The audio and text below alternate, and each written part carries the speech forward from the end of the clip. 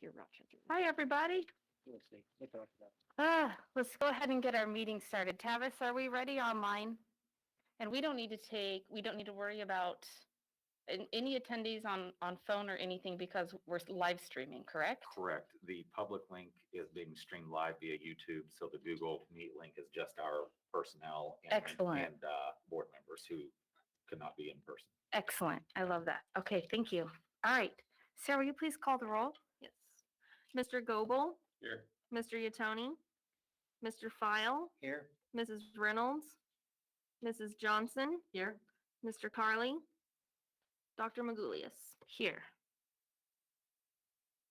All right, before we move into even recognition of visitors, we need to make an amendment to our agenda. There is not a personnel committee report, but because this meeting was held a week late, we do have a building committee report that has happened, a building committee meeting that has happened in the last week. So I'd like to ask somebody to make a motion to make that amendment to the agenda to remove the personnel committee report and add a building committee report. So moved.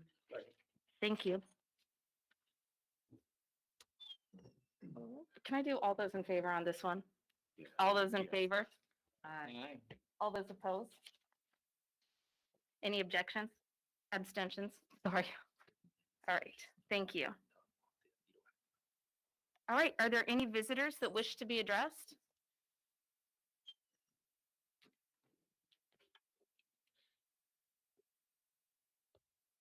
Okay. We will move on to the approval of the consent agenda.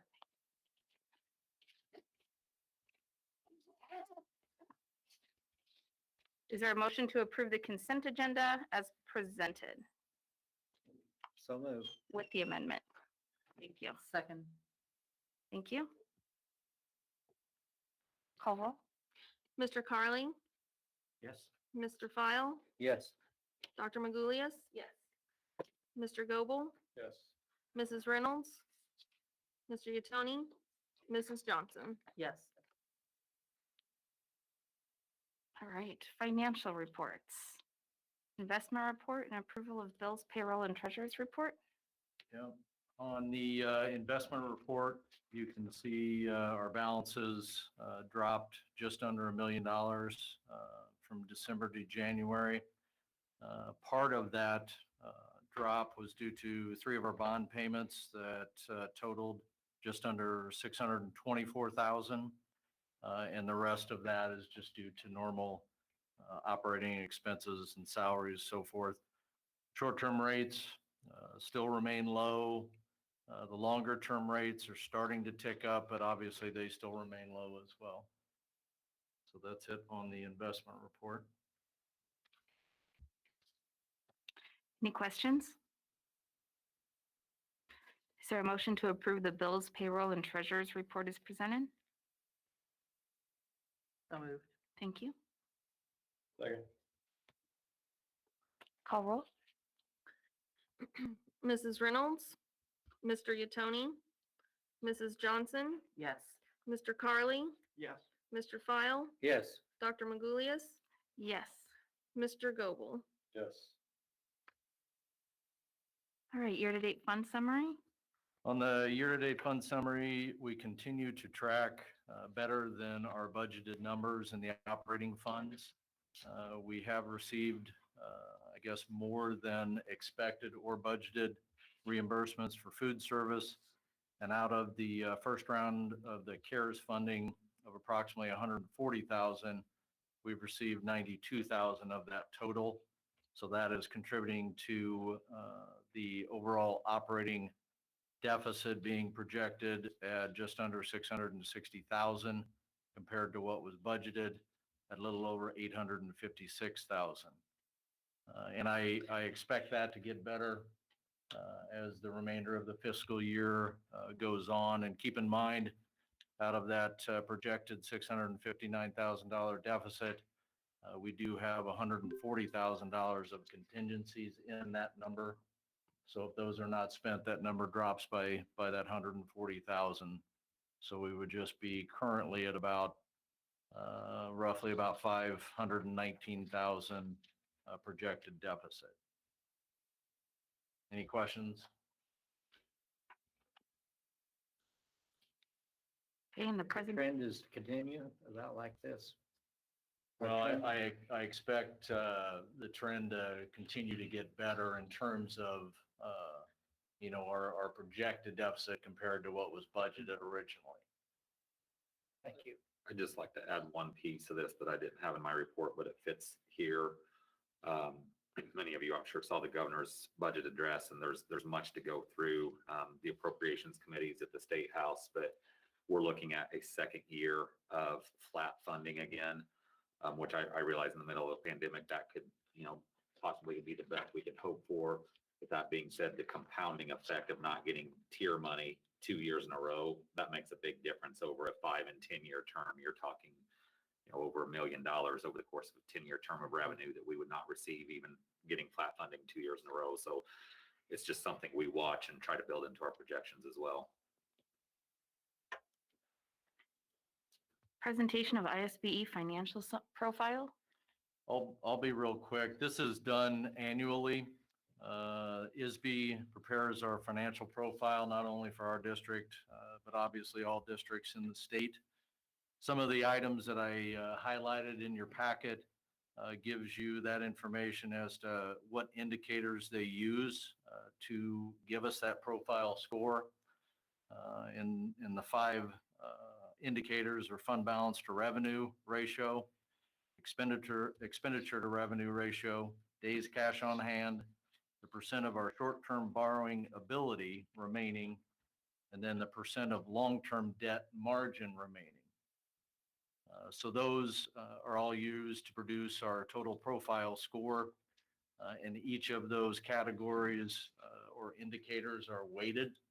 And you can see they have different weights to them in those categories.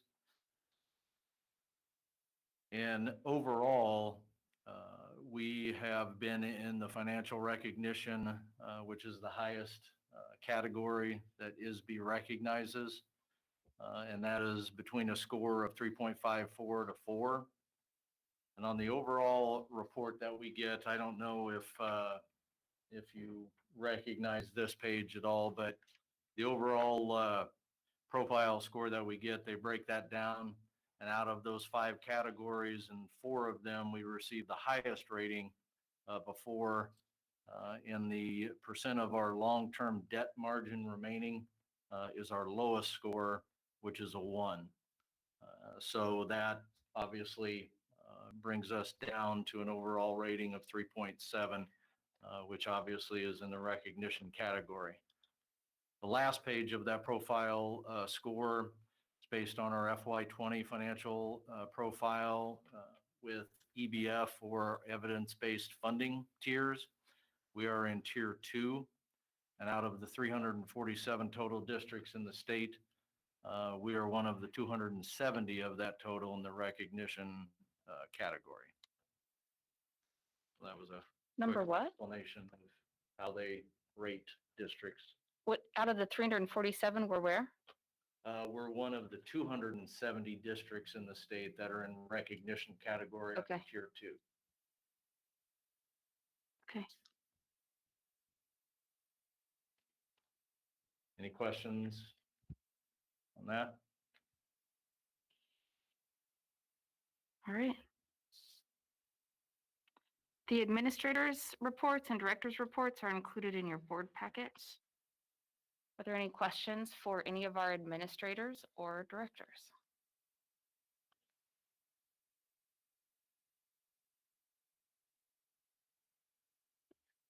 Okay, they're off the hook.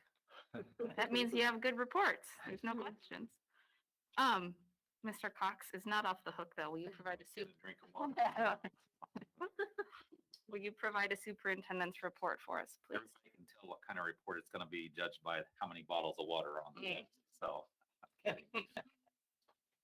I'd like to start with some positive celebrations that we have in the district. Of course, we have much to celebrate, and I added a little bit more this month. I'd like to congratulate Rochester High School teacher Allison Mayer for being named the Channel 20 Our School Pride Teacher of the Week. excellent to see our staff and students continue to get recognized and celebrated.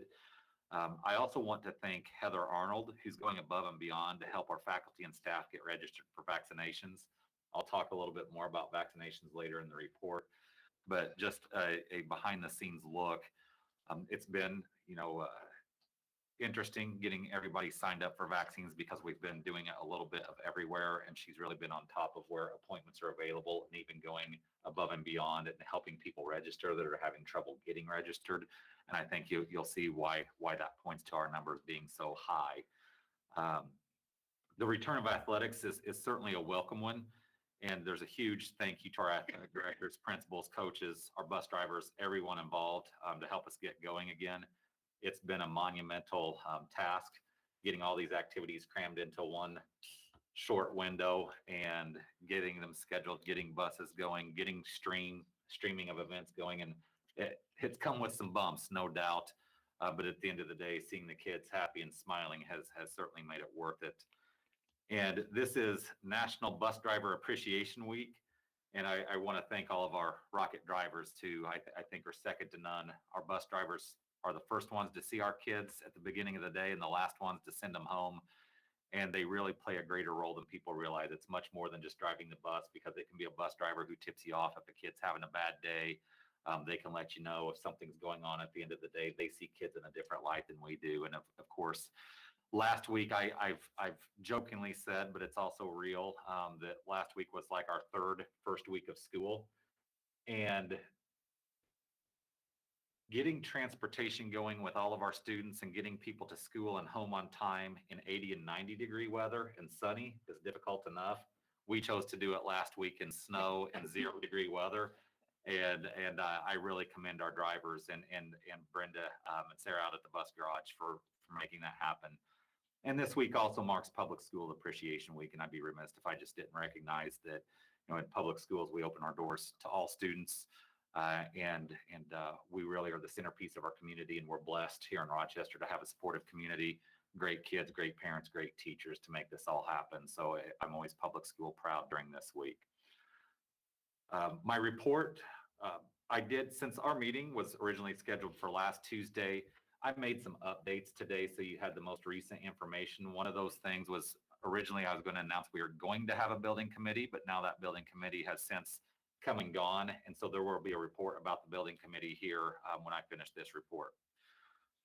So to get into safety mitigations and take us through some of the things that we're working and continue to work on in terms of health, safety, and instruction with COVID, and I have a lot to share with that. So please, I'm going to roll through, but if you have a question, just interrupt me and we can discuss that as we go, or we can wait till the end, whatever works best for you.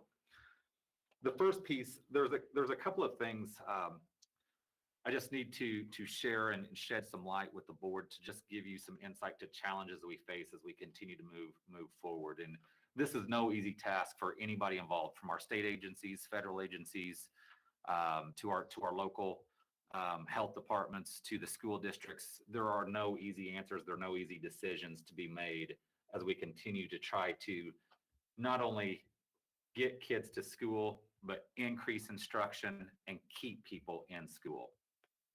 One of the things that we've identified that would be helpful with that and providing for the continuity for instruction is the 10 or 7 day quarantine. The CDC and the IDPH has approved the ability for communities to use a 10 or 7 day quarantine. Locally, our local Sangamon County Department of Public Health has chosen not to allow that. Since November, as superintendents in the region, in Sangamon and Menard, we've been advocating for us to, at minimum, be able to do the 10-day quarantine for staff. It's a bit misleading calling it a quarantine because it's not a lift of the quarantine per se. It's more so that instead of the 14-day, staff members would be on 10-day to go from home to school and school to home. Shortening those days by 4 days increase risk for transmitting COVID by about 1.5%. Our health department has requested and provided an agreement, if you will, to school districts for us to be able to do this that the employee, the superintendent and principal would enter to an agreement that would basically place the responsibility for the principal and superintendent to ensure that the employee is going from school to home, home to school, and that they do not break quarantine. And that we're taking responsibility for these employees on their own personal time and on the weekend. That is a non-starter. We cannot do that. And we've been working on this since November. Now, why is this so important?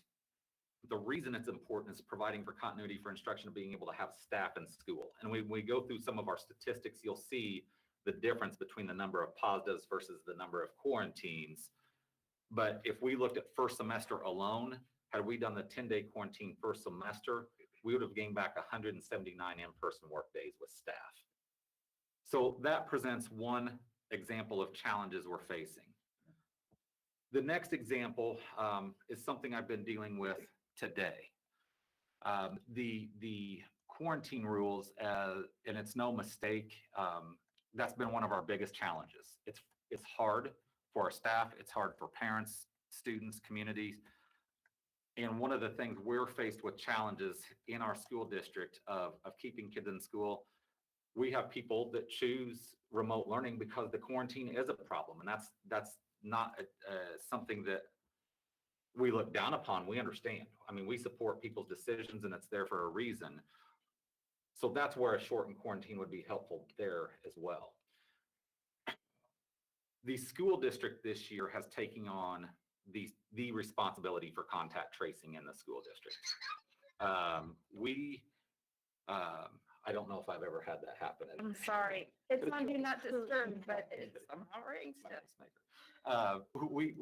We have, when we have positive tests in our school community, it's our nurses and our principals doing the contact tracing. We have not received a call about a positive that happened outside of our school this year until today. And that's been fine. We've been doing that.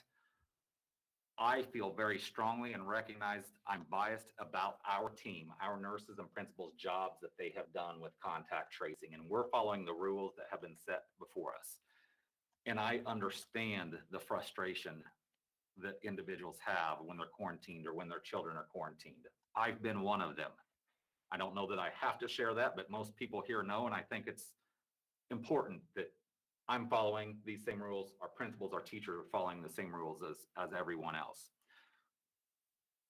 Today, we had an incident, and to show you how difficult it is to navigate these rules in different agencies, we had an incident 11 days ago where one of our athletic teams was playing a contest and one of the opponents tested positive. So we instituted our protocol, and within our protocol, our athletic director, his assistant went through the entire tape of the contest and literally had a stopwatch per the close contact rules set forth by the IDPH and timed how many athletes came into close contact with said opponent. The longest any of our individual athletes came into close contact was 2 minutes and 34 seconds, therefore not quarantining this entire team or anybody from that team. The health department was consulted, contacted, and we moved on. 11 days later, today, we get notification from the health department that now we're going to require in higher risk sports. There is a proposed rule by the IDPH on this that has not been adopted, but we're going to require that all higher risk sports, if there's one positive by either team, home or away, that we are going to quarantine every single participant, whether they participated or not. Every single one. As you can imagine, that's extremely frustrating. And I understand that the IDPH has a proposed guideline out, but it's not been adopted. I have requested to see that in writing. Out of an abundance of caution, we are not playing the contest tonight, but we are also not going to ourselves quarantine or require a quarantine. I have put that back to the health department and said, if that's how they feel, they need to quarantine and make the calls because we've been doing it all year and they need to make the calls and deal with the families and deal with the students in that. And they have also said our coaches need to quarantine who weren't within 30 feet of any of these individuals. And the reason I share this is it's one example, and I don't take lightly of making comments like this in public, but I think it's important for everyone to understand that when these things happen, it's not the sole decision of the school district, that there is the CDC, the IDPH, the local health department, and oftentimes it's competing guidance between these entities. So my request, and I haven't received it yet, but my request is to receive these rules in writing and that they be sent to every school district in Sangamon County so we're all following the rules the same and consistently, because that is not happening. Again, I know for a fact there are other schools in the same situation who have not quarantined or shut down their programs. And I don't want this to be mistaken that this is a sports-driven conversation, because it's not. Sports, we're just lucky to be able to play this year. This is about healthy kids and healthy employees being on quarantine and not being at school. It takes a toll on families. It's taking a significant toll. And I just needed to share that so everybody knows what's going on. And so any of our public who are listening understand that there's more things to this than just our local school district making these decisions. Are there any questions on this part before I move on?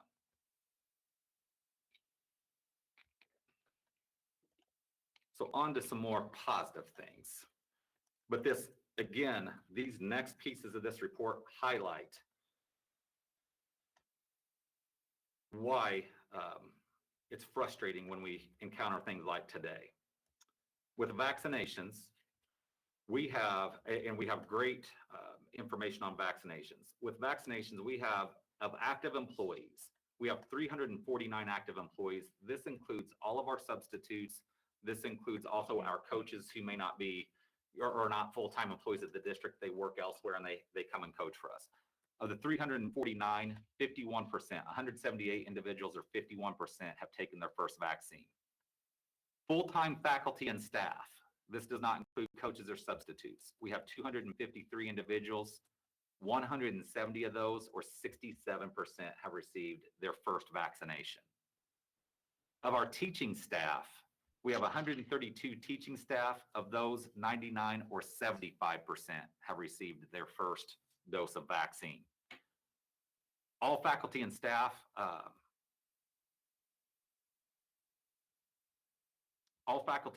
who want a vaccine have had the opportunity to get the vaccine. And I believe we have 75 to 85 individuals who have taken their second vaccine at this point. We did survey staff in December.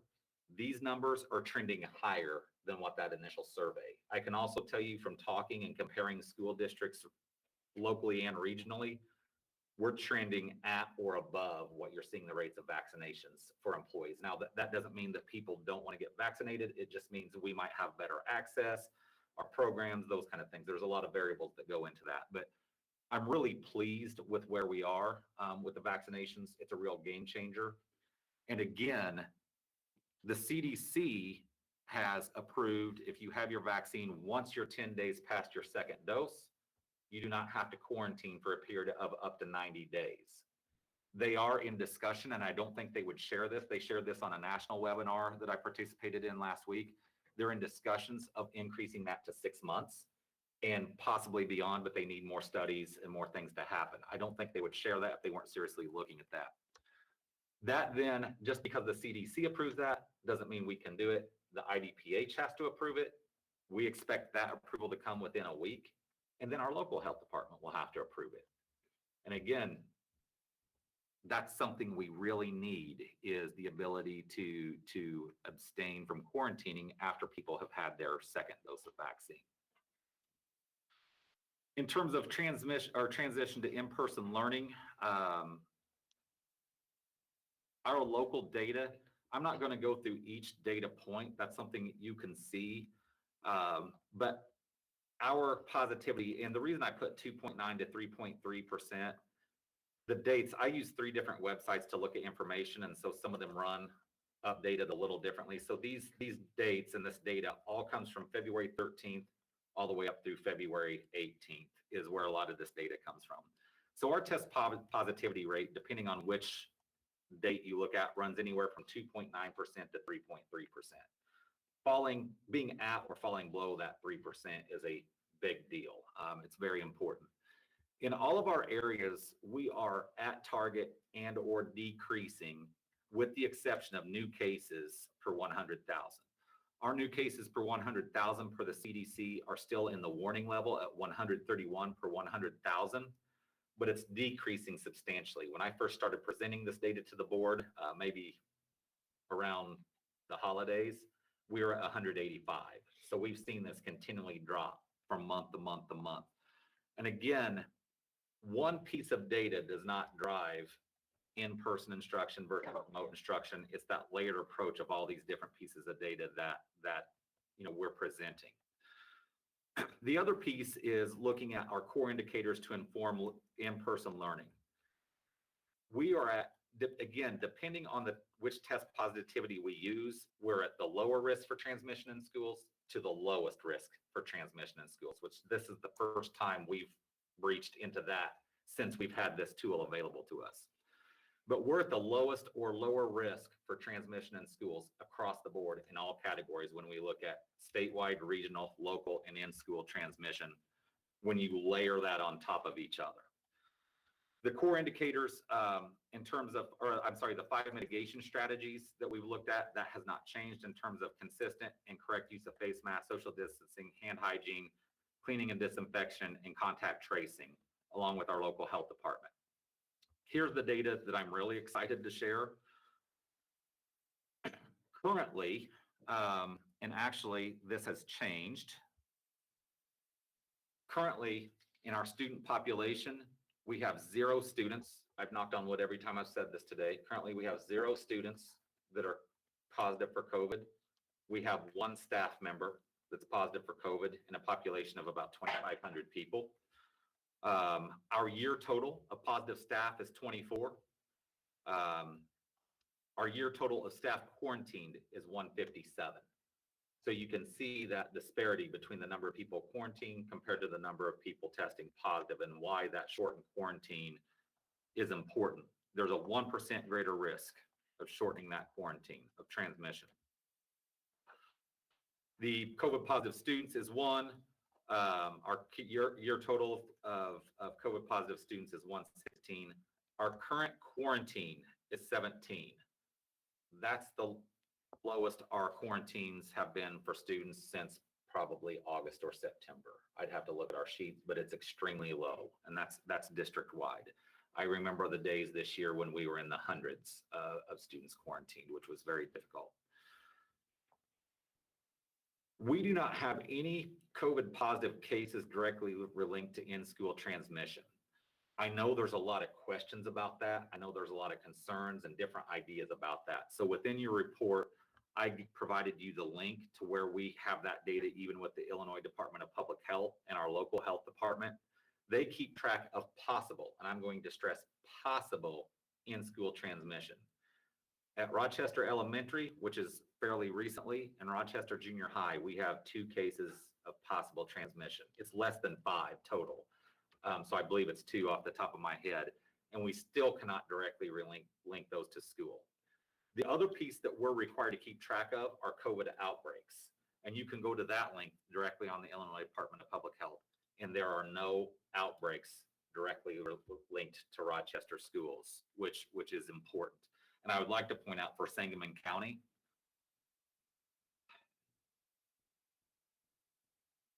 I think there's only 1. I'm not familiar with this, with the school or the district that's listed, so that's why I paused, because it might be a Menard County. But regardless, the number of school districts in our area, there's only 1 listed as a possible outbreak in their district.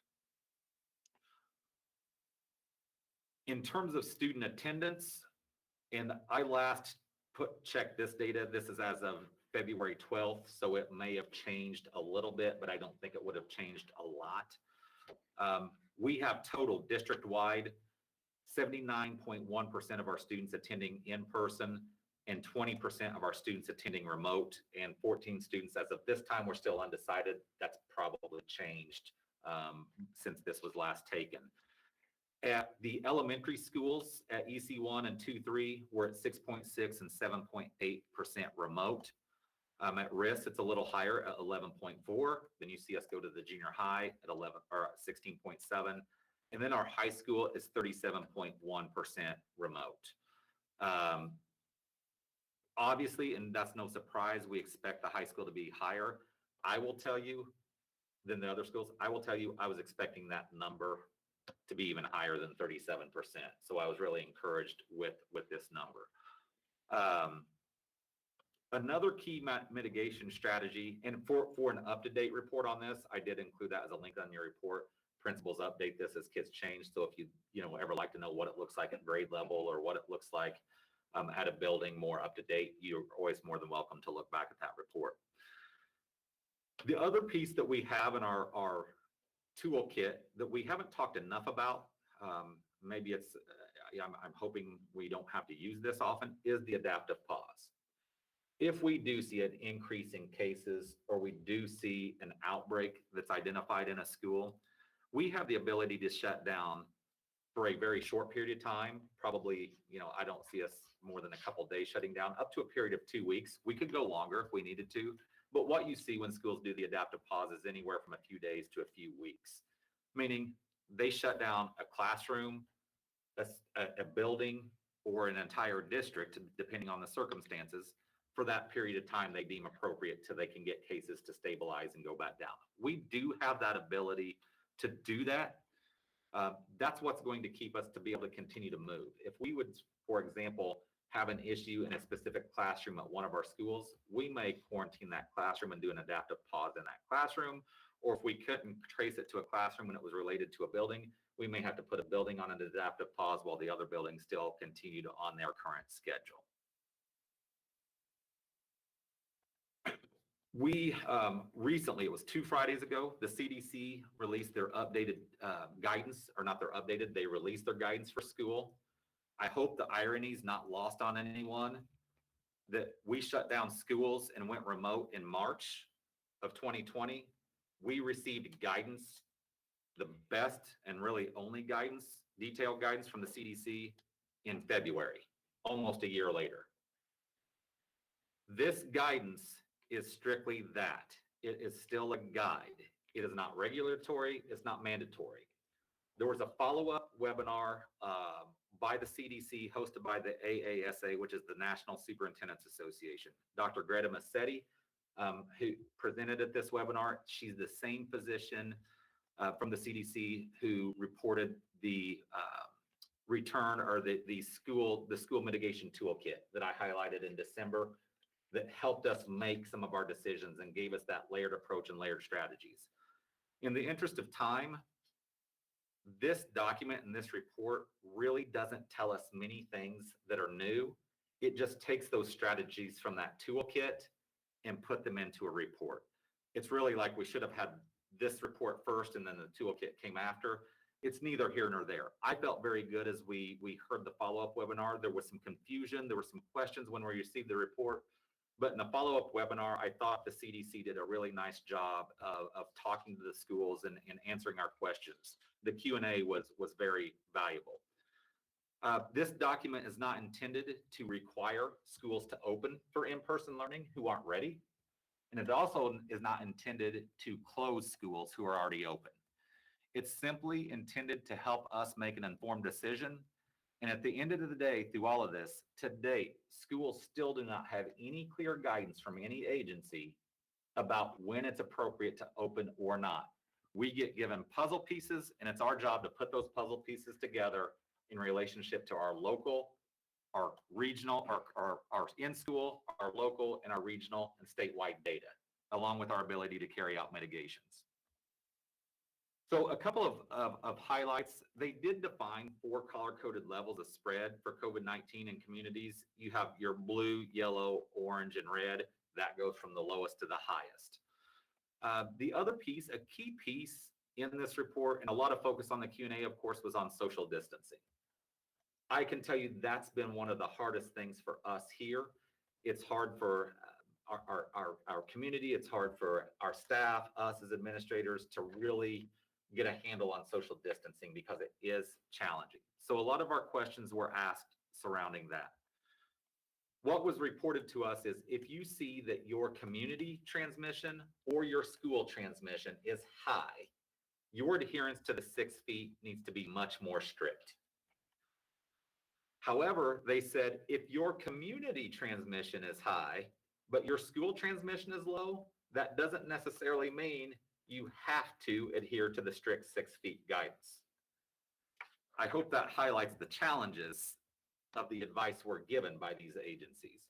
For us, luckily, today, our community data has fallen to 3 or a little below 3%, and our in-school data is excellent at this point in time, which means we do not have to have that strict adherence. So what does it mean when you do social distancing to the greatest extent possible? What it means, and at this point where we are, is you have to have strict adherence to masking. And then on top of the strict adherence to masking, we try to put other protocols in place. And again, depending on the classroom, we have more success than others. We try to pod desks and tables. So while you may not be able to put every student 6 feet away from each other, you can take groups of students and keep them the same, not move students in classrooms, move them around. We try to reduce interactions when and where possible. When and where possible. And teachers, we encourage teachers to remain back 6 feet while teaching and remove any unnecessary furniture. The other pieces in addition to contact trace, or I'm sorry, in addition to strict adherence to masking, is our contact tracing. I feel very good, and of course I recognize my bias. I feel that Rochester schools are second to none in contact tracing. Our nurses are excellent, nothing short of it in contact tracing, and the way we've set that up, they've really become independent. I can't call the nurse and say, hey, we're not quarantining this kid. And we've got principals that are helping measure. It's a layered, it's a team approach. So it's just not one person's interpretation. We're really taking a team approach at each quarantine we do and each contact tracing. The identification of quarantines is critical. Game changers for us that's happened since the beginning of the year is not only our ability to contact trace, it's also the ability to test and identify. The Binex Now testing is critical to be able to identify anybody that's positive and isolate and get them out more quickly. The greatest risk for transmission within schools, and this is reported by the CDC, is still adult to adult transmission. What we're seeing when it does occur within schools, it's usually centered around, and I'm not talking specifically to Rochester, but it's usually centered around adult lunchrooms, workrooms, those kind of things. So it's been encouraged, again, to limit those type of interactions as much as possible. The other piece that was recommended by the CDC, and the one key mitigation strategy that they recommended that we're not doing at the moment, and it's a little bit out of our control, is to do a routine weekly asymptomatic screening of all staff. What's been told to schools, and I took it from that CDC webinar nationally, is rapid tests like ours as Binex Now, that rapid tests are not as reliable as a screener. So when we have students or staff who are symptomatic, it runs in the 93 to 94% accuracy range. Whenever you do it for asymptomatic, it drops into the mid to low 80s. I don't remember that exact number, but it's lower. At the time, and this has been a long time ago, our local health department had requested we not use these tests as a screener because of the reduced accuracy. And again, we haven't had the discussion since to see if that position has changed, because at that time, tests were hard to come by. And we didn't know as much as we know today. I think testing is better today. There's more access to testing than it was back in November when we were setting this up. The position of the CDC is, yes, we know that there's a reduced risk or a reduced reliability when you use it as a screener. However, the trade-off of more quickly identifying individuals and getting them isolated is worth it. And I can tell you, I know of instances in our school where if we were doing a weekly screening, we would have had staff members out of school 3 and 4 days in advance of when they actually tested positive for COVID, if we were just doing that weekly screening, just based off of what we know. So that will be discussions leading up and for another day. And again, does it come down to, what the quarantine rules are, vaccines and all of that? There's a lot to be discussed there. I did include additional resources. I included the actual CDC report. I have sent you the webinar if you do have the interest of watching that. The report on transmission of COVID within schools. One thing I did neglect to mention about transmission of COVID in schools that does help inform our decisions and does explain why we're set up in part the way we are between the junior high school and our elementary schools. It's recognized and proven elementary schools are much more readily able to open for full in-person learning before high schools, simply for the fact that high school students are contracting and spreading COVID at higher rates than we're seeing elementary students nationally. Also, if you look at our own local data, if I were to break it down to you of our students who have been positive for COVID, it would be significantly higher at the high school than any of our other academic levels. So that's in part why that's happening, because high schoolers, A, are closer to adults, and B, they're just more social, they're out more, they're more active, is why that is the way it is. So with that, I will stop for any questions, comments before I move on to the next portion of this report. Any discussion from the board or questions or comments? It's overwhelming. Contradictory and overwhelming. There have been 0 easy decisions in this process. And that's not asking for sympathy, that's just stating the reality of the situation. And I can't brag about our staff enough. And again, we've got a lot of school year left, a quarter and a half. But we've been able to slowly, we recognize that, but systematically, we've just been able to gradually continue to increase in-person instruction, which has been our goal this year. If at all possible, what we haven't wanted to do is stop, and kind of have that EKG heart rate, if you will, where we're going up and down with our delivery model. So we've been fairly steady in slowly increasing and be able to adapt and learn from our mistakes. We've had some things, we would have done that differently. And it's given us a chance to adapt and discuss a little bit more. For our teachers and principals, that's difficult because they've planned upon plans, and it's just been nonstop this year as they continue to plan and replan, and sometimes those plans get used and sometimes they get thrown in file 13 and they have to start all over again. I can't tell you how many times they've probably redrawn their schedules this year, but it's significant.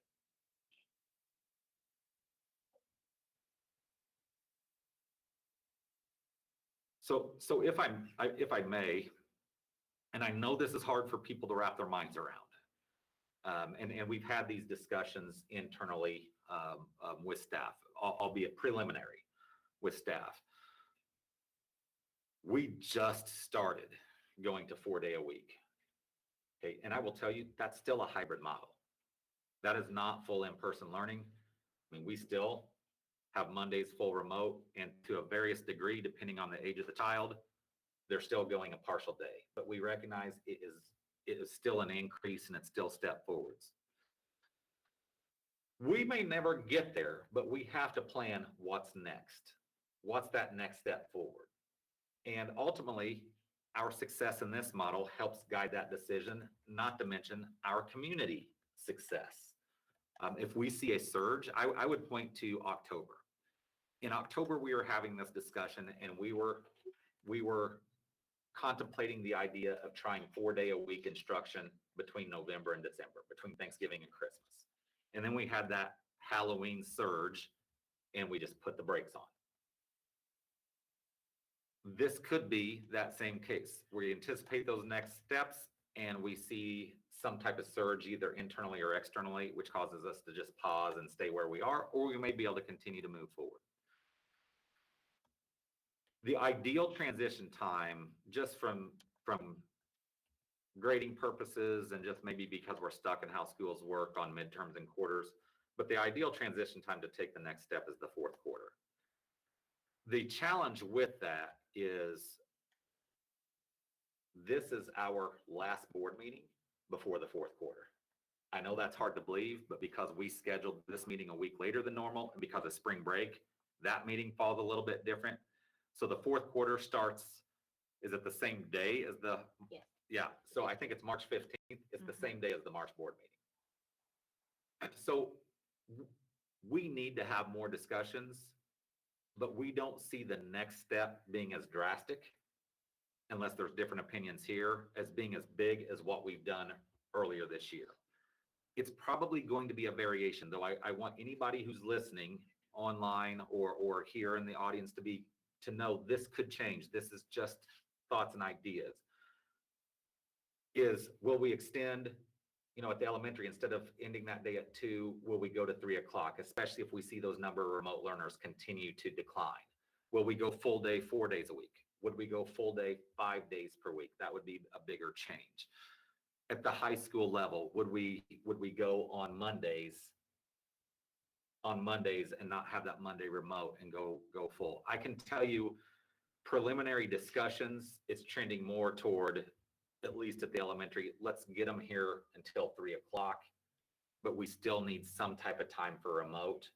And I think all of our levels would indicate that, especially our high school. And also keep in mind, from a recommendation or recommended health safety practice, plus also our own data, we're going to have an easier time increasing elementary than high school to significant levels. But again, if we take a minimal step, for example, if we continue to have Mondays as remote instruction and we increase elementary from 2 o'clock to 3 o'clock, I don't see that as a significant change. It's not as challenging for us to do as a district in terms of logistics, transportation, planning, those type of things. If we have those internal discussions and we share that with the board and the board says, you know what, you read a report and you're like, we're comfortable with this. If we can move forward with communicating with our staff and there's consensus among staff, assuming there's some consensus there, so we can communicate to our families and be ready to go for the fourth quarter, or we can communicate our steps to the board and any one of you could say, we need to get together and talk about this and we have a special meeting. That's what I'm proposing out here, but I need some direction from the board about what, if any, next steps do we take? And if we take those next steps, do we communicate those via reports and give you the opportunity to say, hey, we need to get together and talk about this because this is a bigger change? Or if it's something that we see as minimal and something that's fairly, I don't want to use easy because nothing's been easy this year, but something we can do, then we just move forward with that. And I'll stop and throw that out there for discussion. And ultimately, the goal is to go back to what we had, 2019, which is kids are here all day, 5 days a week. So anything that gets us closer to that goal is a step in the right direction. And anything, what we've seen so far is, I think, a pretty smooth transition. I mean, I'm not saying perfect, but Right. It could have been way worse. So I don't know that we need a special meeting to say, get from here to as close to that as you can. But I certainly would think that the board would be willing to provide, as well as the rest of your team would continually provide feedback with ideas. I would only think that we would need a special meeting if we have strong disagreement with the direction you're going.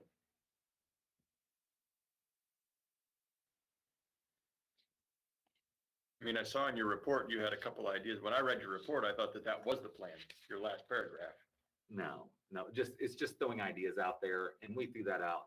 We met yesterday with some of our teacher representatives and our administrators. And I said, what's your ideas? I think one of your biggest challenges is going to be with the teachers and the different burdens that are placed on the buildings, just the nature of the beast. And then the parents who have to constantly try to adjust to changing schedules. But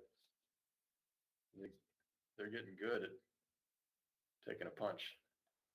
That's why the notification is more important. And again, I think this next step is going to be more minimal in comparison to the other steps that we've taken. I do not foresee us, though I don't want to discount it. I don't foresee us being at the point where we're going to have 5 days, full days this school year. I don't foresee that happening. As long as we have the level of remote instruction that we have to provide some space for that remote instruction for teachers to plan, to prepare, to deliver. And we recognize that has decreased as the year has went on, as have our number of remote learners. But I know we have expectation from our families to still provide that space and that expectation. That's something that's been a challenge in this latest transition, especially at our upper grades where we have remote learners, because it is just getting more difficult the more in-person we offer. The kids that are in person now, and just, looking at my own family, there's much less occurring on Mondays. I mean, Monday, they're done before breakfast is over. But that's because they're doing so much more 4 days a week. So anything we can do to move closer to 5 days a week, maybe it's unrealistic to think that that can happen this year, but I still would like that to be a goal. Well, at our high school, for example, it might be that. It might be the 5 days, but with the altered schedule where we still have that earlier release. And you think about that, Mr. Ashbaugh can probably talk if I mess this up in more detail, but in round numbers, when we're doing the block instruction, we're going about, roughly 90 minutes. You're going in an hour and a half, 80 some odd minutes, whatever it is to the exact. Today, if I'm not mistaken, we go an hour and 2 minutes. So the kids instructionally are still getting a lot of the same instruction. They just may not have as much time to work through some of their work in class because that class is shorter. So then they may be doing that at home on their own in the afternoons. That's where it's realistic to potentially do that 5 days there versus and plus College Now and some of those CACC, that's provided some challenges that we didn't anticipate trying to fit that all in. Whereas, at our elementary levels, releasing at 2 o'clock provides its own significant amount of challenges, whereas the elementary may be able to use that Monday for more of the remote and planning and delivery and go longer days from Tuesday to Friday. But again, our teacher input is really important because in our principal input too, we're not the ones sitting around this horseshoe that are delivering the instruction. And they had some good ideas about both of those. We just need to work through those in the next couple of weeks. All right, and I'm not trying to micromanage that Absolutely. process. All I'm saying is that if you have 5 days a week and a shorter day, the teachers just, are more or less required to eliminate some of the fluff and some of the times that the kids were just independent learning and homework. That's done at home. They can spend the rest of their day doing the planning. And I would rather see 5 days a week, shorter days, and eliminate the Monday, because the Monday, kids who are home, it's a wasted day. So again, not trying to micromanage the process. And I know that the teachers have concerns and needs and they're valid. It's just, if I'm asking, if you're asking, that's. I am. I mean, that input's important. I would rather see 5 days a week, shorter days, and eliminate Monday than to have a wasted Monday where they're checking in and by 9 o'clock they're done. And if we have a limited number of remote students at the elementary campus, that provides time in the afternoon for the small number of students who are still remote, but a daily check-in with those students who are still remote, if it was an earlier dismissal, but 5 days a week. I know that's not necessarily what's desired by a lot of teachers.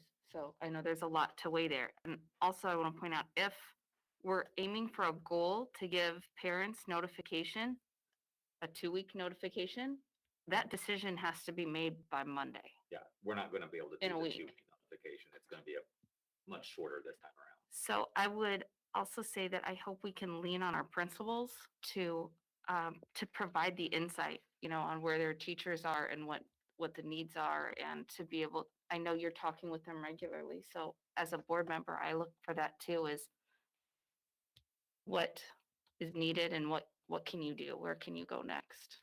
What are your teachers' thoughts? I agree with Mr. Goble. I think we need to get them as close as we can to the routine that they've had. I will say, just with my own children, their days look drastically different than they did in the past. The timing of when they're doing things, they are in person, but even in person, there's a lot of asynchronous and work that's being done. And I have a senior who it won't affect, but my sophomore, I have concerns about that routine coming around next year because it's been so drastic. I will say for mine, I think there might be a class difference. Monday's not fluff for us. My kids are still Google Meets, labs, a lot of things. So I think that is something that varies depending on where you are, what classes you're taking, some of that stuff. But just the feedback that we've gotten when we've done other things, I know going from 2 to 4, especially in the younger grades, the transportation, the staggered times is a challenge for parents. They figured out how to make 2 days work. Now they're trying to change their work schedules to accommodate it. If we go to a 4-day or a 5-day, are we still going to have all the buildings? I know you still said they'd be shorter. Would they still be all these staggered times that parents, again, are still going to have now 5 days of figuring out how to get theoretically to 3 or 4 buildings because your kids don't drive till sophomore year of high school? And I think we need to be sensitive because we've heard from parents that that is a very real challenge for them. Not that I don't want my kids 5 days a week, 8 to 3. I do, and I think that's where they learn best. But it's an abnormal year, and I don't want to be insensitive this last quarter to what we've heard from parents are very real concerns about that. I'd like to add, I think those are great comments, and I agree with those comments. I think it would be great to get the kids into school more, and we should strive for that. A different perspective, and I think we've all heard it, and I know the principals have, and the teachers have shared it, is the constant and the community, the constant change creates all of those, daycare issues, routine issues for really the whole community. I think everybody's impacted. So I think we should, my suggestion is really give some thought about the next move, because I think you can only have so many first days, and every change does feel like a first day for really the whole community.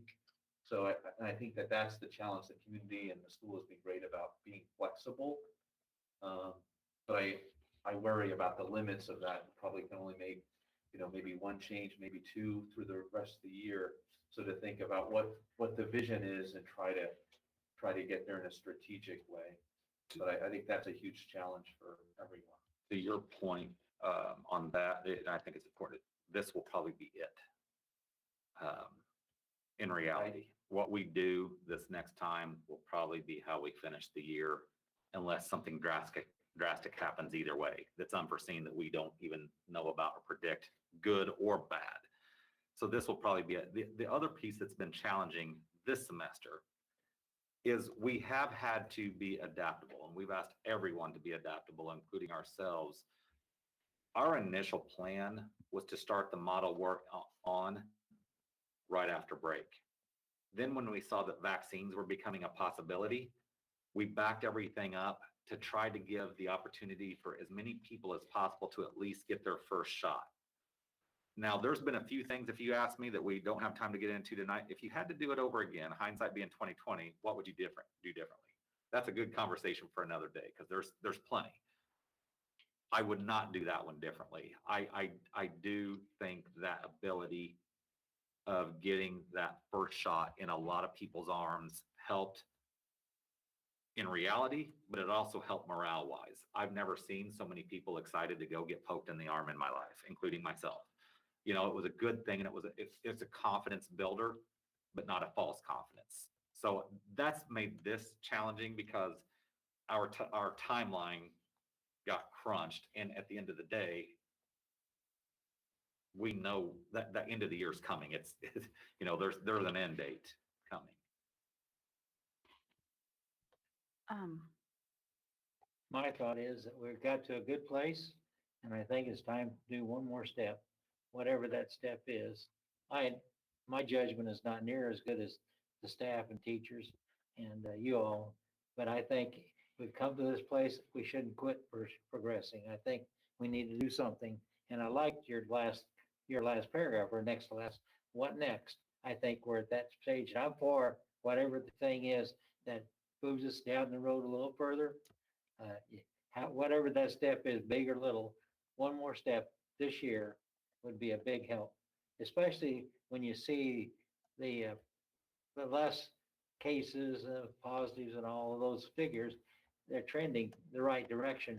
And I just heard an editorial on the news tonight about the vaccine's effect, and it seems like it's taken us the right direction, and the attitude is really, really important. We do have a control group in the parochial schools. They've continued on and not done all the things that we have, and they seem to be all right. So I would think that if you have that for a control group, that we could approach what they're doing and feel safe about it, because there is an example out there that says it can be done. I prefer to compare like school districts just because, and it's not, this isn't being critical. There's different standards and different abilities for public and private schools. We've got 5 nurses. Some of the privates have 1 or none. There's a different standard of contact tracing that's taking place and reporting that's taking place. It's just fact. Same thing in public school districts throughout the state. If you were to go to Southern Illinois, a lot of those districts are going full in person, and they have been all year. Mhm. It doesn't necessarily mean they haven't had the cases so you've got to look at that piece. The other piece I can say, there's been temptation. I've certainly had temptation to move more aggressively. I just gave you an example, going 4 days a week in between Thanksgiving and Christmas. Luckily, we had a lot of discussion with principals and teachers about that. And ultimately, as now we decided not to do that. Had we decided to do that, it would have shut us down, and it would have shut us down all the way to Christmas. And we may have even started after semester remote, because we would have been anticipating the worst. So that methodical approach, even though I know people have had to adapt and make changes, if we went too fast and too aggressive, based on what I've witnessed and looking at other control groups, if you will, I like the gradual changes and the, hey, upfront changes versus us making the call and saying, parents, we've got to shut down this school or this district for 2 weeks. That's the worst kind of change. And that's been one of the things that's kept me up at night all year. And it still does. This is a really time that I'm like, hey, can we keep going? Because I don't want to have to make that call to say, parents, we are now going remote for 2 weeks, because that's the hardest kind of change. I mean, that really changes things. I'd rather change it a couple hours than the entire day, And we have a lot of tools now that we didn't have when we started. without doubt. Yes. I know you said you started the conversation with the teachers. Have you had enough of it to even get an initial indication if they would prefer 4 days full length and still have that Monday to do prep and remote work? I Or is think it too early to even say? I think it looks different between the upper grades and the lower grades. I don't foresee us, and we're already on a different kind of schedule now, which is nice. And I know that's challenging, but I think there's different needs at the junior, senior high comparative to the elementary. I think the elementary, and no, we have not, to answer your question, no, we have not had enough conversations, to be fair. So this is more of initial perception. This may change and evolve. I think our elementary would much rather go a full day, 4 days a week, and still have that Monday space. Our high school, it's really too early to tell, because I think they're wrestling with how to do that. But if I was pushed into a corner and say, what do I think? And this is me, it would be easier to move to 5 days a week at the high school, but you still have that shorter day, because there's just so much more remote learners at the high school. And it's just been a challenge to do it both remote and in person at the same time. Just because of that higher number. Again, our continued discussion may change both of those at that level. I'm seeing a few principals shaking their heads, so And do you have a final date, like was said, if we're gonna make this change and give parents sufficient notice, what would be that final date for the teachers to kind of come to some consensus of what they ideally would have? And I want to Go say ahead. something here that I had thought of earlier is, I know starting at the beginning of a quarter is clean, for all of us. But considering that's March 15th, and we just discussed about how parents and everyone really needs time to be able to make different arrangements and shift everything. Maybe a next step start date might be after our spring break. that's reasonable as well. Because it's only 1 week of the quarter and then we're on spring break. Right. And then we'd come back from, now there's spring break risk for a spike, but, there always is. So I don't know. It's just an idea. No, that's a very fair point because we would go 1 week, close for a week, and then come back. So that gives us a little more time. Because it's the conversation that's important. And also, we need a little time, more than what we've had, especially with our e-learning day because of the weather last week. We need just a little time to see how the model we're in, the pros and cons of that model we're in. I mean, to be fair, we haven't had enough time in that across the board, parents, kids, teachers, everybody. So a little bit more, a week or two. It's not going to take us as long. We've been making these plans since May and June, preparing for contingencies, knowing we'd use them on and off throughout the year. So, I mean, we can move more nimbly right now.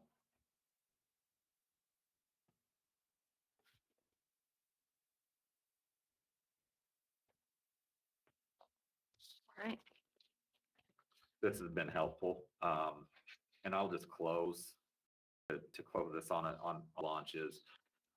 I will tell you the getting our students back even a little bit more, the 4 days a week, the excitement was awesome. Kids were excited, teachers, principals, everybody was excited. Being in the buildings and around the buildings those first few days last week was so much fun.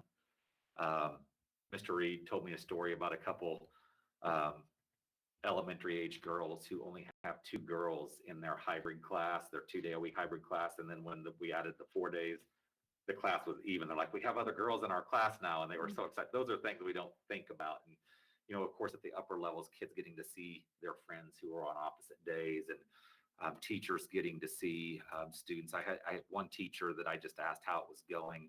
A high school teacher said, it's so good to have my kids more often, because when you're online, there's a lot you lose, and I can just look in their eyes and tell if they get it or not. And it was like this sense of excitement mixed with also a palpable sense of relief to have kids. And please don't mistake any challenges or any, as we wrestle around with these decisions, because there are no easy decisions, don't mistake it for people not wanting kids in school. We desperately want kids in school. We just have so many challenges that we're balancing while doing that. And it's been great. It's been awesome. It feels a little more like school finally, having the buildings more active and a buzz during the days. So it's been a good thing. And I really take my hat off to everybody who's made it work in our classrooms. All right, well, that felt like a full meeting when we're done, but we're not. We've got a lot more to cover still, so we'll move on to old business and the approval of the Rochester CUSD3A Board Policy Manual Customization. Are there any questions regarding the Board Policy Manual Customization? No? Okay. Is there a motion to approve the Rochester Board Policy Manual Customization? Thank you. Second. Thank you. Call the roll, please. Mr. Iannoni, Mrs. Johnson, Yes. Mr. Carly, Yes. Mr. File, Yes. Dr. Magulius, Yes. Mr. Goebel, Yes. Mrs. Reynolds. Are there any sorry. We'll move on to the approval of amended 21-22 public school calendar. Are there any questions regarding the amended calendar for next year?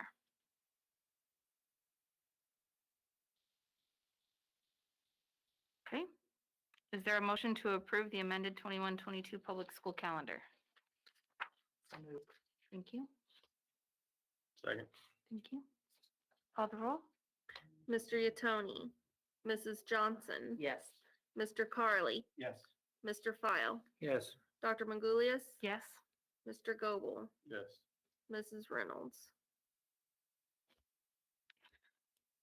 Okay, into new business, we have a building committee update. And serving on the building committee, Mr. Cox, Mrs. Reynolds, and Mr. Curley. Mr. Carly. Thank you.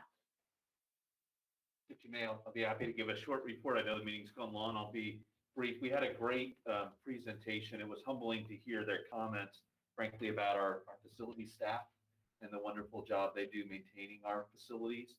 And also they had, just some nice comments about the overall state of our facilities. It was, we met with two individuals, Laura Weber and Matt Keller from GRP. They're a company that's been in business in Illinois for 68 years, and they focus on really energy efficiency and other upgrades to school facilities. They had some really, I think, tremendous insights that they shared with the team about, areas for improvement for the school, such as, replacing the heating systems, hot water systems, chillers, upgrades the system controls, the athletic facilities, and other ideas. And the committee really felt that their ideas were exceptional. The issue is really how to phase them and obviously the cost of those. The committee felt probably the next best step was really to issue an RFP to get some pricing and then really build out a plan to present to the full board and talk further about what we would do, what would the priorities be, what makes sense. What was clear through the discussion is some of the events with the aging building or just greater energy efficiency, that some of the items would almost be self-funding in a fairly quick order. Changing light bulbs, doing other things that could quickly actually have a pretty significant and positive financial impact. But until we get an RFP and really understand the cost, it's hard to come up with a plan or a recommendation about prioritization. Couple things to add, and thank you, Mr. Carly, because that was a good summarization of the meeting. We had, at the beginning of the year, asked GRP to come in and just give our buildings a look. Tell us what you see from an unbiased opinion. What do you see? Our facilities are beautiful. Any facility has its challenges. New facilities cost money. Beautiful facilities cost money to run. These are massive operations that we have. There's a lot of square footage here and a lot to take care of. Our first goal in mind is just to have a plan. How can we have a plan of what our short-term and immediate maintenance needs are? What are our intermediate and what are our long-term needs? And then there's also the, what ifs, could we do this? The what if type of things. This is the first step of that. There's two types of way to do school construction and school maintenance and renovation. There's what I call the traditional bid spec, which is what from my knowledge base, Rochester has traditionally done. You submit bids, you have an architect, you have a general contractor, you have an engineer, and possibly a construction manager, depending on the size of your project. All the risk is on the district. That step and process is typically better for when you do a dirt up project. When you do a dirt up project, when you're designing something new, that's their strength. When you start renovating or when you start replacing mechanical systems, that's not necessarily their strength, not meaning they can't do that. But why I said the risk is on the school district is they say a project is going to cost you $500,000 and then they get in behind the walls and see the electrical system had issues they didn't anticipate. And now there's a change order for $200,000 and that's on the district and we don't have a way to pay for that. We have to figure out how to pay for that. That becomes very challenging. In the performance contracting route, that cost is predetermined. If the cost is $500,000, it's $500,000. If they miscalculated or they didn't do their homework ahead of time and anticipate something, they eat it. That's why they're very thorough.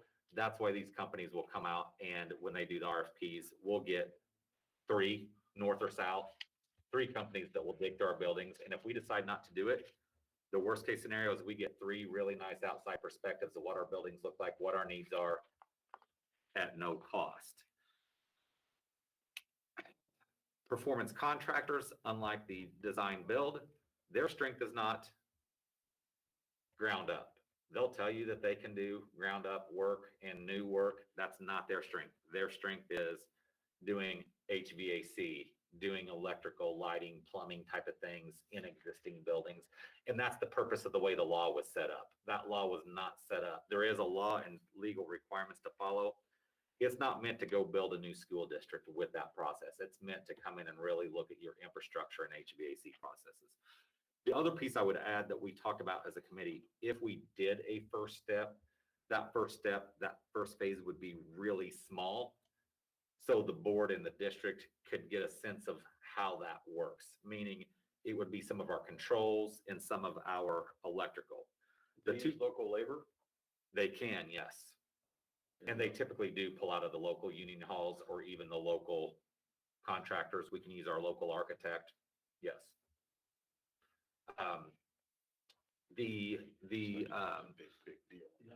With our particular situation, and here's another thing that influenced us to take a look at this, our controls do need work. This is not meant to be a criticism of our staff because it's not. These are massive systems and we have difficulty having some of our vendors and outside vendors being responsive to our needs. So it's hard to keep our buildings at the right consistent temperatures for whenever they're at capacity and when they're not. I'll give you a really good example. You can walk into our facilities at any given time and you may feel different temperatures. You could walk in the summer when it's not at capacity, but it's cooler than it needs to be, or it's warmer than it needs to be, what have you. That's not our staff being negligent. That's just the challenges that come with these controls that we need some assistance there with. But the best example is at our EC1 building. We have 7 classrooms now that are not at capacity, where they're used for storage. It's 7, right, Jeff? So we have 7 classrooms. When that building's HVAC was designed, it was designed to be running those 7 classrooms with 20 bodies in them. Well, we don't have that, meaning now our units are oversized. And then what happens with our units being oversized is you have humidity issues. So when you walk into EC1 at certain times of the year, you could slip and fall on the floor, and it's not because there's water spilled on the floor. It's just that humidity. The other piece that I thought was really important in this look and why controls are important. In COVID right now, I could give you a list of vendors who contact us and say, put in this HEPA filter, put in this type of air filtration system. And ventilation is important. In that CDC report, there was like 6 pages dedicated to social distancing and there was 2 bullet points on ventilation. We don't have the knowledge base as schools to really know what the proper thing to do is. Instead of spending thousands and thousands of dollars on different ventilation and air filter units, our first step really is to get our controls right and get the pressurization of our buildings correct. Another thing you can tell with our buildings is when you enter a building, when you open that door, do you hear that air sucking and kind of giving some resistance? If not, that means you don't have the proper ventilation. Well, I think right now, a year ago, if we told parents we were going to make sure our buildings were ventilated properly and we were circulating fresh air into our buildings, I don't think people would have got real interested in that or real jazzed up. I think now it's really important when we say, hey, one of our focuses is to make sure our controls are right so we are getting the correct ventilation in. And that may take care of a lot of our challenges without making that next step of these units.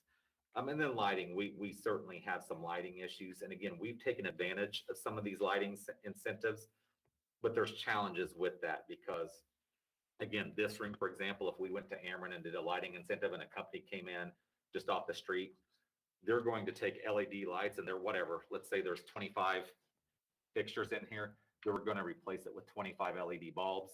You're going to be overlit.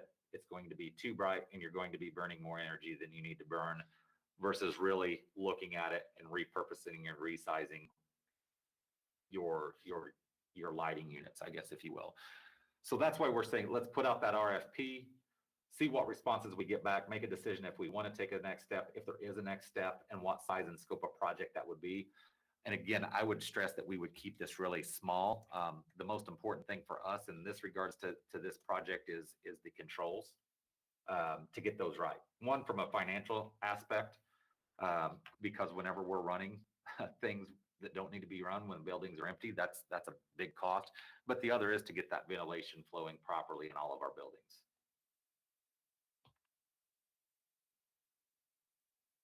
Okay, any questions? All right, we have also an update from the district improvement team. Do you want to cover that, Mr. Cox? So today I was dealing with an emergency. So I had Mrs. Keller and Mrs. Shaw. Good. Carry my dead weight in the meeting today. So All right. I'll have Mrs. Keller give that up. So through our work today, we went through the school improvement framework. And so each of the buildings had done due diligence in making sure to meet with their staff in regards to where they're really excelling as far as that process goes and those areas for needed improvement. And so we were able to review those. In addition to that, we spent additional time discussing assessments. And so looking at district required assessments by the state of Illinois. We also touched upon assessments, again, at each building, as well as the district level. We went through what assessments are currently taking place in each of the buildings or that span the district. With that, where that data is being housed, which is also an important piece. And then what are we doing with that data? We also just took a quick glance at, what holes do we possibly have with the assessments that we're giving, and what work do we need to do there, and what does that focus need to look like moving forward? So it was initial conversation about what those assessments are. With that, it was also kind of powerful. Mrs. Poole's building is currently piloting the NWEA MAP assessment. And so some staff at other buildings have also used that in the past. And so what does that look like in comparison to Ames Web Plus that we currently use? So we're going to have future conversations about that and what we think the best fit will be at all of our buildings. We also briefly discussed the 5 Essentials survey. So again, that's that State Board of Education survey that stakeholders, including our students, our staff, as well as families, have the opportunity to complete. It opened on February 3rd, and the closing date will be April 2nd of the school year. Know that building principals are working through what that needs to look like. The timing that was with that release with the state's a little off, given our just recent transition to 4 days a week. And so they will be working through the communication piece with all of our stakeholders. It is important that we do have respondents to that survey, because depending on the number of respondents we have, that impacts our school designations. And so that's something we learned within the past couple of years. Please participate because they really do look and pull that information. It will only help us continue to grow. And then finally, we did have a discussion related to just opportunities for our students moving forward. So looking at learning loss, but also those enrichment opportunities that can be out there for our students. And so each of our building principals then reported out on those conversations that they had and feedback that they received from their staff. Even one of the building representatives shared at the high school what that looks like. So we're going to continue to explore those options. But a number of things that were shared, it's kind of amazing. It makes you really excited about what opportunities we could actually have for our students, whether those are enrichment programs such as STEM, book studies. I think woodworking and welding was mentioned as one of the that stood out to me. But our staff, my goodness, my hat goes off to all of them. They've worked so hard this school year, but you know what? They want kids here and they want to give them every opportunity to be able to explore and learn and grow. And so the fact they're all throwing these ideas out of what we can do next, even during the summertime, is really exciting. So we will continue to look at that. Again, this afternoon was just an initial discussion there. But honestly, I think I said during the limit, sky's the limit with what they were sharing. So Thank you so much. you're welcome. All right. All right, let's move on to approval of bids for the purchase of 2 school buses. Are there any questions regarding this? You can go through the bid if you want me to. Yep. Thank you. We received 2 bids this year, which is normal. We received bids from Central States Bus as well as Midwest Transit. Central States Bus, you can see they came in with the lower bid by approximately $2,856 difference. Their net bid for 2 buses with our trade-ins came to $177,376. Midwest Transit, with those trade values they gave, their total was $180,232. I will mention, probably for the last 5 or 6 years, Midwest Transit has been the lower bid, so we have been purchasing international buses. And Central States, their bus is a Bluebird bus, which we do still have some of those in our fleet. You can see one of the trades is a 2006 Bluebird. But anyway, our recommendation this year is to go with the Central States bus bid for the Bluebird buses. All right. If there are no questions, is there a motion to approve the bids for the purchase of 2 school buses as presented? May I ask a question? Yes. I see that the Midwest says that in the comments that those 2 items meet specifications. So the other bus that you're recommending does not meet specifications. I'm guessing they're insignificant differences. That was the reasoning behind that. I mean, the overall length is a foot shorter. Doesn't, I guess, make that much difference on the interior in terms of spacing between the seats and so forth. And then the hinges on the rear door are on the outside. Our director of transportation prefers those on the inside. Obviously, less issues and rusting over the number of years. But So not a that's what they- safety issue. No. It really, I mean, we spec'd out a 77 passenger bus. So one's shorter than the other, but they're still both 77 passenger buses. So that's not enough to reject a bid based off of that. And I understand wholeheartedly. In fact, I encourage to try to have a fleet the same because it's less that our mechanic, has to learn how to service different buses. It's just easier to have the same fleet, but that's not how the bidding necessarily works. And I've had my experience. You talk to the district, they may say, we love the international and we don't want anything but I can tell you, I've been in districts that have these buses and don't want anything but they're quality buses. We are exploring options in the future where we may be able to work. We're a part of a co-op called Sourcewell that would allow us to look at these contracts through an already pre-bid set contract for both international Bluebird and compare those prices. But we didn't come across that in time for this particular process. But in the future, we may be able to look at this a bit differently. But Bob and I discussed now is not the time for that because that really just all came to fruition within the last few days. We talked about, this was probably 10 years ago, about trying to move towards having one unified fleet. And I think Jim Hagerman maybe mentioned that if they know that you're only going to buy Bluebird, then you're stuck paying that price. And that the fact that they're going to be negotiated against each other may get you a better price Good point. from year to year. And we buy buses every year. So if you get locked into one brand, you may feel obligated to overpay.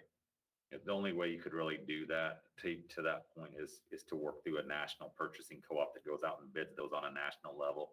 And then you're still going to get that competitive price. So within that co-op, they offer all the big brands of buses are all in there. So they're still bargaining against each other, if you will.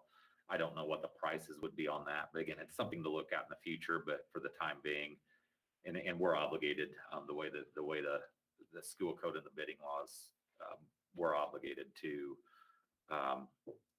accept these bids. If we accept the bids, we're obligated to do that. I've only had one experience where the board has rejected bids for a school bus, and the district had a lot of data on why a particular bus was more expensive to operate, run. We had years worth of repairs, contracts, side-by-side comparisons. We don't have anything here to show that. So that the handle and then just those difference in inches of the bus doesn't negate or doesn't qualify as I think a reason to reject the bid. I'd recommend that we accept it, or the board accepts it. So move. Thank you. Seconded. Thank you. Call the roll? Mr. File, Yes. Dr. Magoulias? Yes. Mr. Goebel, Yes. Mrs. Reynolds, Mr. Yatoni, Mrs. Johnson, Yes. Mr. Carly. Yes. All right, now we have the approval of the K-12 digital citizenship curriculum recommendation. Mrs. Keller? Absolutely. All right, so the Curriculum and Instruction Council approved the digital citizenship curriculum by Common Sense Education for grades K through 12 on January 21st, 2021. The district's technology facilitators, actually put that proposal together, and one of them presented that to the Curriculum and Instruction Council that afternoon. With that being said, as you all know, technology is constantly advancing, and it's important that Rochester School District have a curriculum that will remain up to date and is aligned to standards for students in grades K through 12. The digital citizenship curriculum is a free program that focuses on the importance of students staying safe while online. And the Children's Internet Protection Act requires that school districts teach internet safety in grades 3 through 12. So Common Sense Education addresses 6 core topics of digital citizenship, and those are media balance and well-being, online privacy and security, digital footprint and identity, relationships and communication, cyberbullying, digital drama and hate speech, and news and media literacy. And those 6 areas are hit upon in each of the grade levels. Again, I just want to reiterate another important point about this curriculum is there is a parent component and resources that would be available.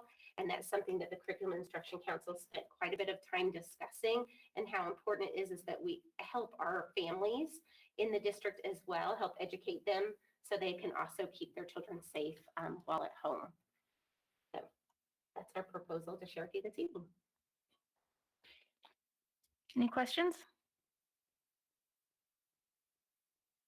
All right, is there a motion to approve the K-12 digital citizen curriculum recommendation as presented? So moved. Thank you. Second. Thank you. Call the roll, please. Dr. Magoulias? Yes. Mr. Goebel, Yes. Mrs. Reynolds, Mr. File, Yes. Mr. Yatoni, Mrs. Johnson, Yes. Mr. Carly. Yes. Okay. We will move ahead to miscellaneous items. Question on the school app. I may have been the only person that used it for the calendar and for sports calendars and to look up the school attendance days. I actually used it quite a bit, and I know those aren't things that transfer into Skyward that you can get that way. Are we going to replace it? Yeah. We are. It's in process. Easy question.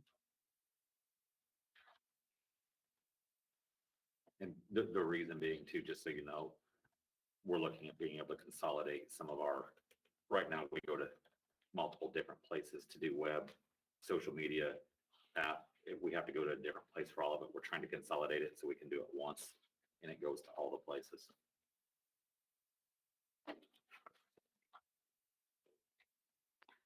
Any other items?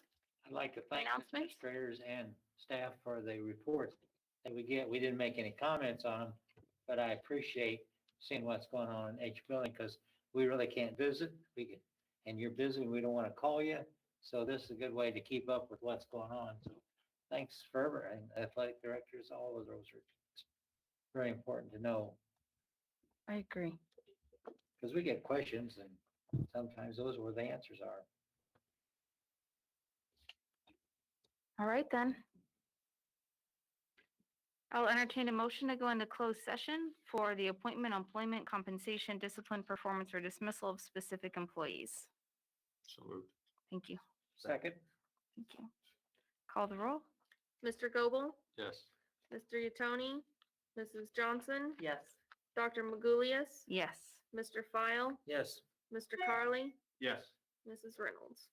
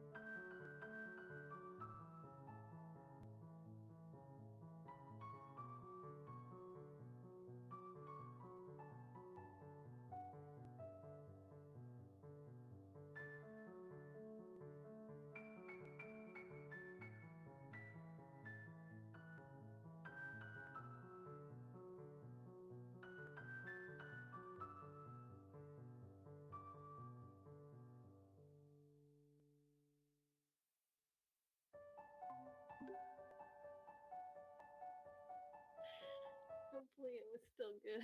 Not Yeah. Watch my video. Okay. Not one you find in the back of the refrigerator.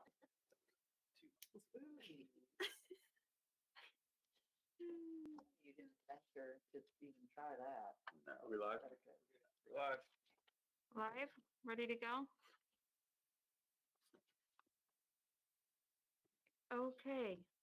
Do I need to bring us back into open session again with a motion or just begin? We're in. I'm blanking right now. Yep. There's no motion needed, right?